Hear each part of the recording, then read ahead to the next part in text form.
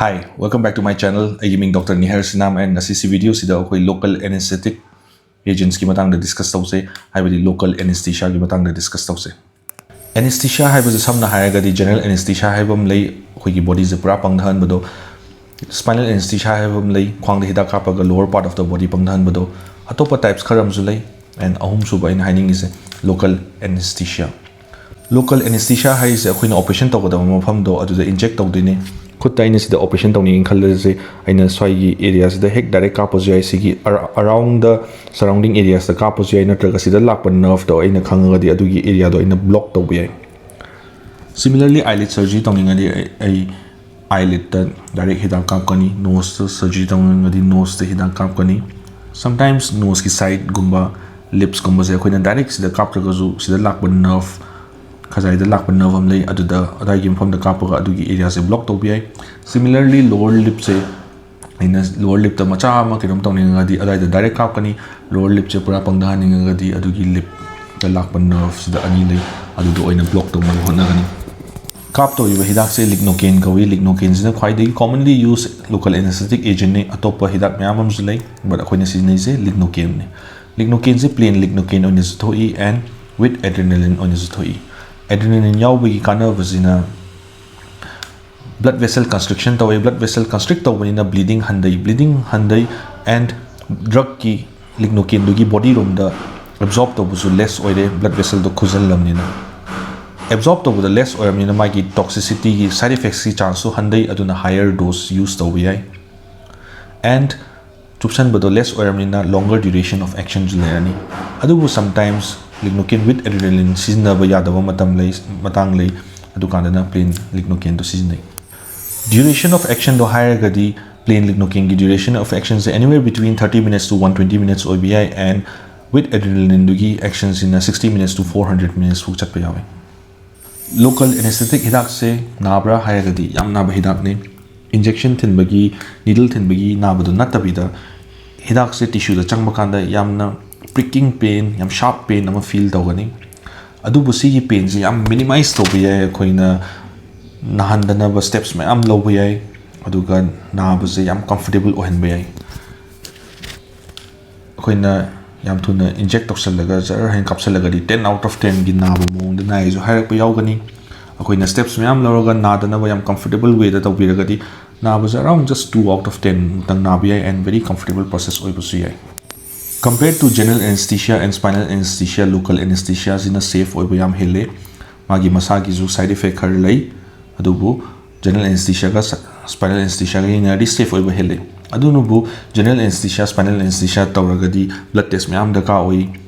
CBC, liver function test, kidney function test, serum electrolytes, and ECG, chest X-ray. But local anesthesia ka desi mayam se daka oi te.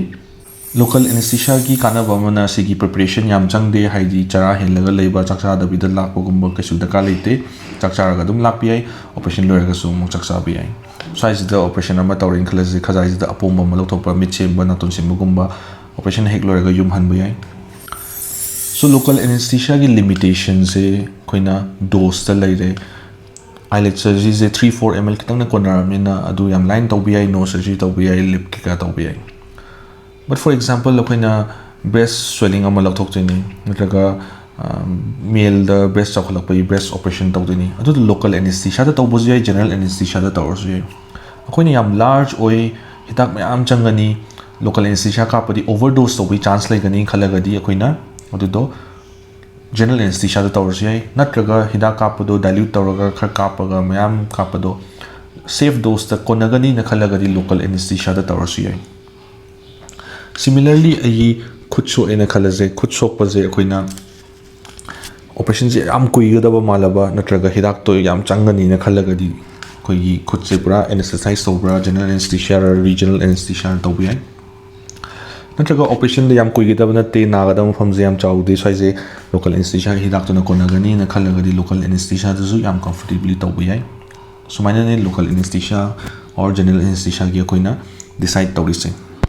Another example, angang macha machahi ahumgi adudadi akhoi ni hidak kap ke ngatang leng dan layo kholo haibadi yaroi aduna angang di ayamba procedure se general anesthesia da tawi aduga khara corporate tawada ba chahi yora kandana dum procedures khara local anesthesia da tawbu su yawi.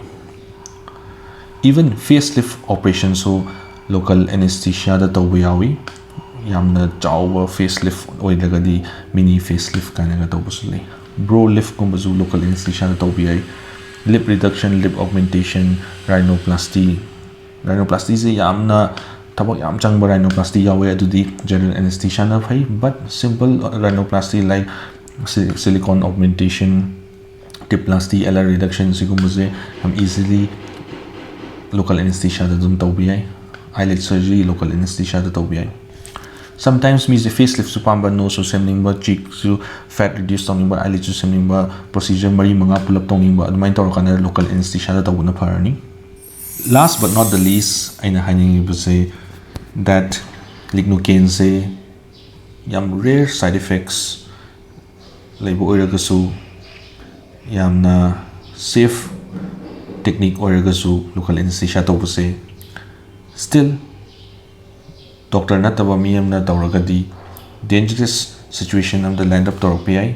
So anytime local anesthesia tawraga tawba process oiragasu, it should be done under Dr. Amagi supervision or Dr. Masana tawba oigadabani. Thank you for watching this video. See you in the next one. Bye.